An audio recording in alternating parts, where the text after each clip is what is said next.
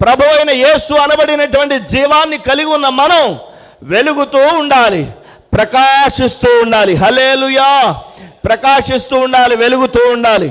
దాని అర్థం మన యొక్క బ్రతుకులలో సంఘముగా ఏర్పడిన తర్వాత సార్వత్రిక సంఘాన్ని దేవుడు ఎలా చూడాలనుకుంటున్నాడంటే వెలుగుగా చూడాలనుకుంటున్నాడు.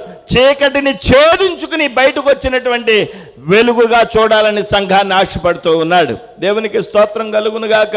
అంటే సంఘములో ఎంత మాత్రం సాతాను యొక్క కార్యాలకి ఇక తావు లేకుండునుగాక, చీకటి యొక్క కార్యాలు జరగకుండునుగాక, చీకటి కార్యాలు సంఘాల్లో సార్వత్రిక సంఘాలు ఏలుబడి చేయకుండునుగాక. హల్లెలూయా!